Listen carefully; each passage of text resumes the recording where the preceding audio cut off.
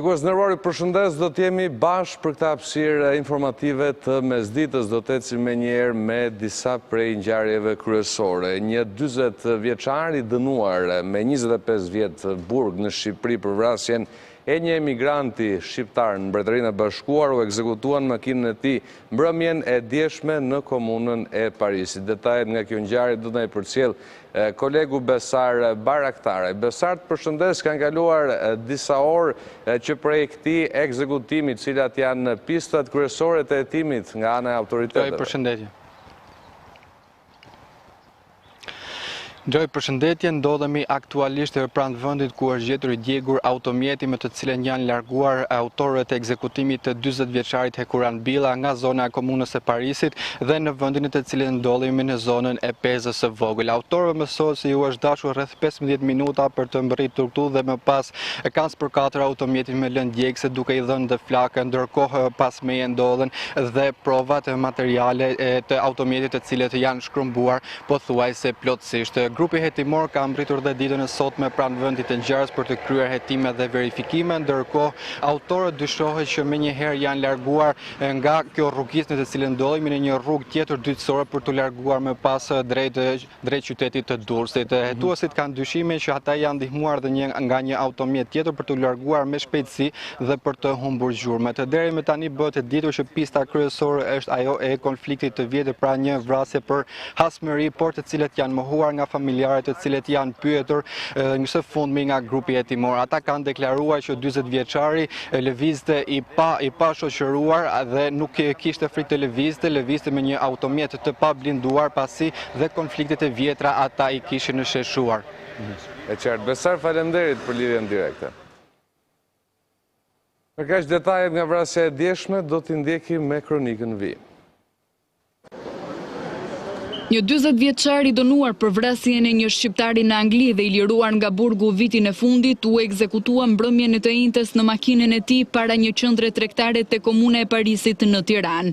Viktima është Hekuran Billa, i njohur edhe me emrin Herland Bilali, 40 vjeç nga Kukosi, me banim në zonën e Domjes në kryeqytet. Rreth orës 22:00 ai ka qenë duke lëvizur me makinën e tij automjet BMW X6 me ngjyrë të bardhë, kur është qelluar me breshëri arme.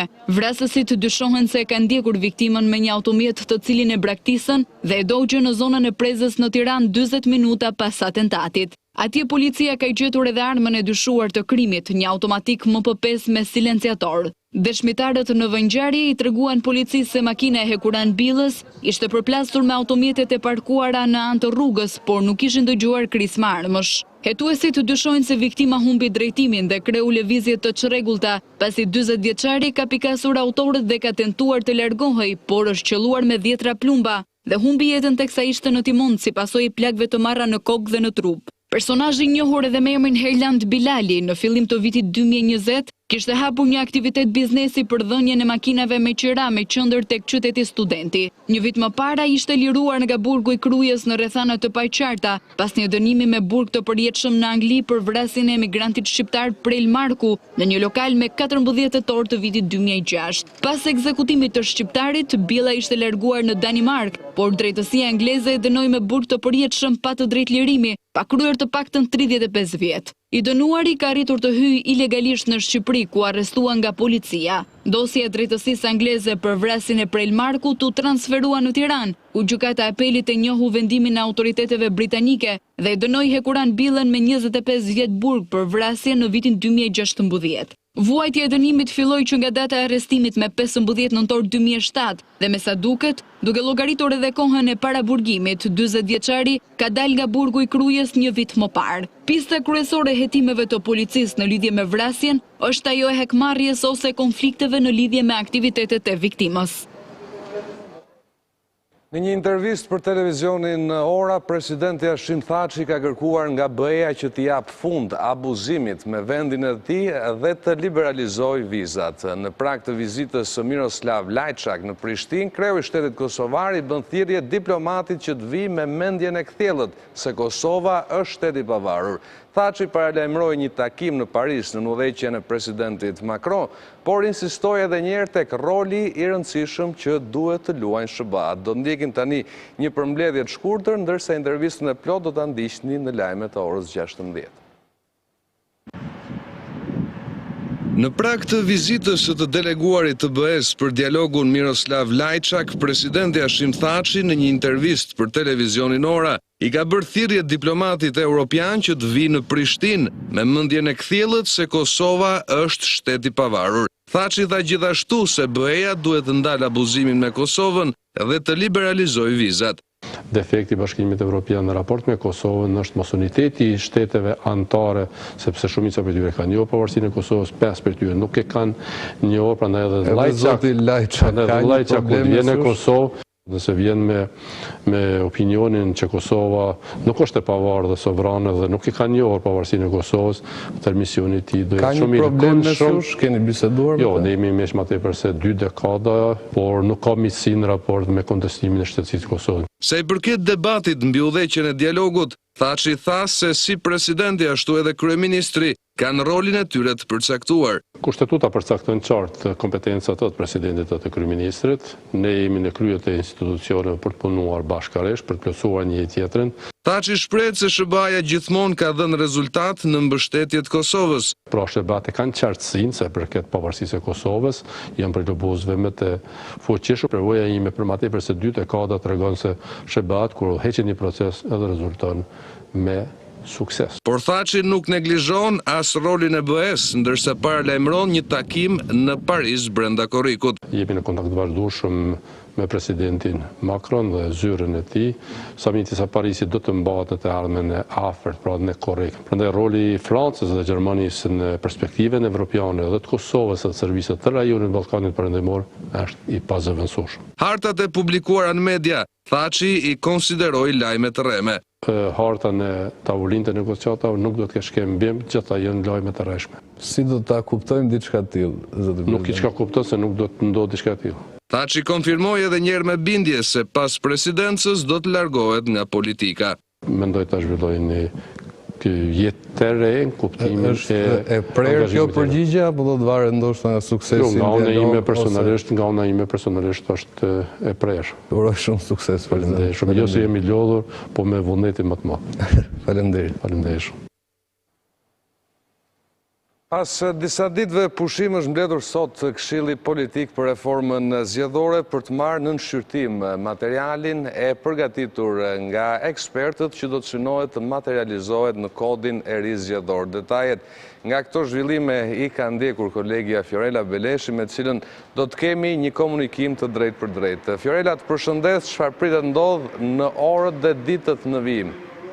Përshëndetje Gjoj, të 4 anëtarë të Këshillit Politik, përfaqësues të majorancës së opozitës së bashkuar dhe pakicës parlamentare kanë tashmë në tryezë draftin e punuar nga ekspertët për të gjitha piket e dakorsuara. Gjithashtu kanë lënë të hapur dhe dy çështje që ende nuk kanë gjetur konsensus dhe ende nuk kanë arritur të marrin dakorsinë të gjitha palëve. Flasim për financimet e partive politike, ku palët aktorët politik do të bien dakord se sa do të jetë përfshirja e buxhetit të shtetit për sa i përket financimit të partive politike si në kohë normal ashtu dhe në kohë zgjedhore, ndërkohë dhe për ato financimin privat, sa do të jetë raporti i financimit privat me atë shtetëror. Kjo ka qenë një kërkesë si shtimi i buxhetit të shtetit për financimet e partive, si ulja e financimeve private në fushatat zgjedhore, ka qenë një kërkesë e opozitës së bashkuar, është pranuar nga ana e majorancës në parim, por tashmë duhet të gjejmë formulën e duhur se si do të jetë. Do të jetë formulë mix, por për raportet dhe për detajet aktorët politikë së bashku me ekspertët po diskutojnë. Gjithashtu, një tjetër çështje është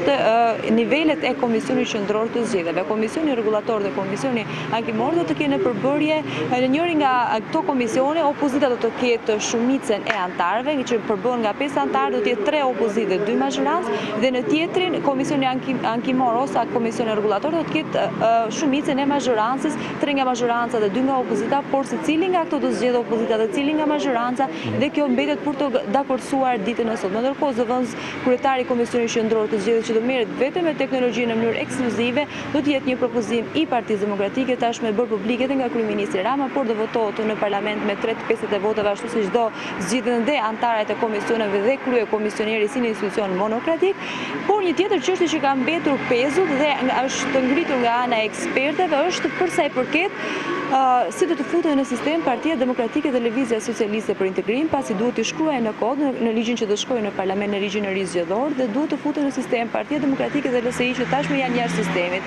Një nga ekspertët e pavarur ka kërkuar që të ketë dispozite kalimtare, por dhe kjo mbetet për të diskutuar sot në këtë mbledhje të Këshillit dhe më pas të dalin me të gjitha vendimet me një draft të plotë që pritet të punojnë ekspertët dhe gjatë fundjavës dhe më pas nga java të shkojë Komisionit të Reformës dhe më pas në parlament për të marrë 84 vota.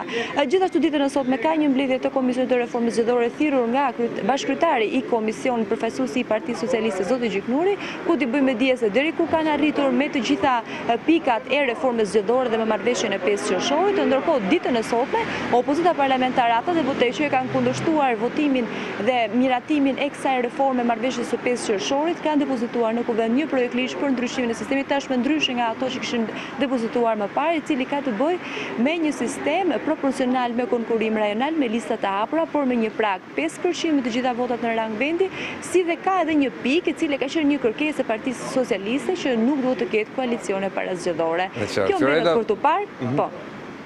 Nëse ke edhe diçka për të shtuar? Kjo mbetet për të parë nëse Partia Demokratike do ta pranojë këtë pikë dhe nëse do diskutohet dhe nëse do të ketë një miratim, pavarësisht se mbledhjet e Këshillit do të vijojnë edhe në ditët e tjera për sa i përket ndryshimit të sistemit dhe referendumeve. E qartë. Fiorel, falenderoj për raportimin, natyrisht do mbetemi në kontakt edhe mbi. Faleminderit juve. Do të ecim me një tjetër ngjarje të rëndësishme. Maturantët e shkollave të kryeqytetit po protestojnë sot përpara Ministrisë së Arsimit kundër provimit të dieshëm të letërsisë. Këto janë pamjet direkte ku studentët shprehen se janë të penalizuar nga testi, i cili sipas tyre ka patur pyetje jashtë programit. Do ndjekim për një moment fjalën e tyre, nëse dikush po flet, me sa duket ka edhe prani të efektivëve të policisë. Nuk e di mende se si do të procedojnë studentët, gjithsesi vlen teksohet se kërkesa e tyre ka të bëjë me faktin se pyetjet në provimin e letërsisë kanë qenë jashtë asaj që është trajtuar në orët mësimore dhe përjedhoj kërkojnë riprovim në mënyrë që t'jenë pyetje më të standardizuara në bazë edhe të kontekstit ku ata kanë përdorur gjatë këtij viti.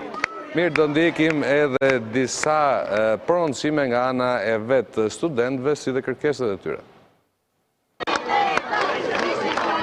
Ne kërkojmë rishikim të mënyrës vlerësimit të nxënësve. Mënyra e vlerësimit tanishme është shumë penalizuese për njerëz që nuk do duan ato dije, mirë protestojnë për to dhe penalizohen duke marrë nota të këqija. Profesionistë tillë si doktor apo fizikant apo inxhinier nuk do duhet dinë analizat e veprave letrare. Prandaj është një mënyrë vlerësimi shumë e gabuar. Kërkohet rishikimi i kësaj mënyre vlerësimi dhe një vlerësim më i drejtë për ne. Sidomos nga problemet që kanë ndodhur këtë vit me koronavirusin, po që kishte shumë gjëra që nuk janë zhvilluar në mësim. Analiza shumë të thella që ne nuk i kishim zhvilluar. Që gjithë maturantët kanë një arsye specifike pse janë këtu dhe normalisht është teza e maturës, e cila ishte hartuar në një mënyrë të padrejtë. Ne do vazhdojmë të jemi këtu derisa të kemi një përgjigje nga Ministri i Arsimit në lidhje me tezën dhe hartimin e saj. Pen që të ishim duke mësuar për provimin pasardhës, i cili është matematika, ne ja ku jemi këtu për të protestuar për një të drejtë që na takon në çdo lloj aspekti.